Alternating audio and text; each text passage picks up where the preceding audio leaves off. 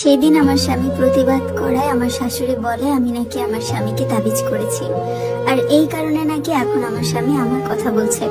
এই একটা কথাও নাকি তার ছেলের মুখের কথা না, সবগুলো আমার মনের কথা ওনার ছেলের মুখ দিয়ে বের করছি। সাইড থেকে আমার খালা শাশুড়ি বলে ওঠে যে সেই দিন জামাই নিয়ে গেছিল না, বাড়ি থেকে তাবিজ খাওয়াই আনছে। আমাদের ছেলে এরকম ছিল না, বিয়ের পর থেকে আমাদের ছেলে বদলে গেছে। এরকম মেয়েকে আনাই উচিত হয়নি, তার জন্য দেখে শুনে আনা উচিত ছিল।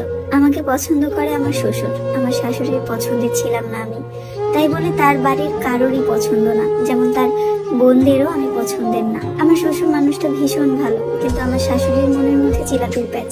আমার শাশুড়ি, আমার ননদ, আমার খালা শাশুড়ি তারা একরকম, একটা সুযোগও নষ্ট করে না আমাকে কথা শোনানোর জন্য। যখন যেটা পায় সেটা নিয়ে আমাকে কথা শোনায়। সবগুলো খাবারই সেদিন ভালো ছিল, শুধুমাত্র গরুর মাংসে একটু ঝাল বেশি হয়েছিল। এটা আমার দোষ ছিল না, কারণ আমি মরিচের আন্দাজটা করতে পারিনি, তার জন্য মরিচটা বেশি পড়ে গেছিল। আর আমি জীবনে প্রথম রান্না করেছিলাম সেই দিন। এমনিতে বিয়ের পর থেকে তো ভাজি টাজি করলে সেগুলো করেছি, কিন্তু কখনো বড় ধরনের রান্না করিনি। সেদিন আমার শাশুড়ি আমার উপরে সবকিছু ছেড়ে দিয়েছে। সেদিন সারা দিন আমার শাশুড়ি খাওয়া দাওয়া করেনি। কেন আমার স্বামী আমার পক্ষে নিয়ে কথা বললো? আচ্ছা, একটা মেয়ের বিয়ের পর তো তার সবকিছু তার স্বামীই হয়।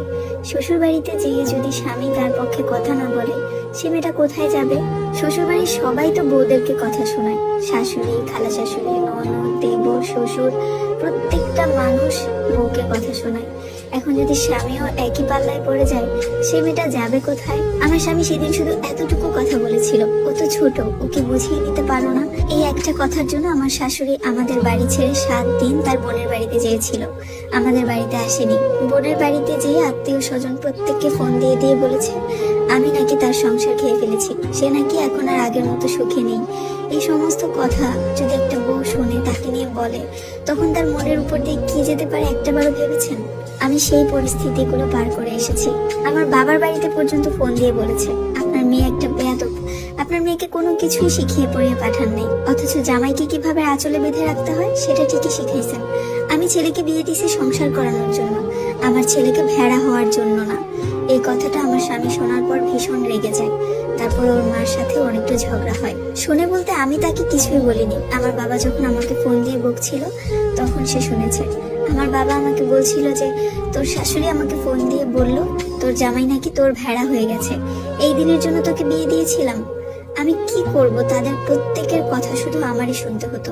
আমার বাবার বাড়ির লোকজন আমাকেই বলতো, শ্বশুর বাড়ির লোকজন আমাকেই বলতো। আমার স্বামী যদি আমার সাপোর্টে কথা বলতো, আমার স্বামীকে ভেড়া বলতো। এমনকি আমার দেবরের সামনে সহ আমার স্বামীকে ইনসাল্ট করে কথা বলতো। আচ্ছা, মাই যদি ঠিক না থাকে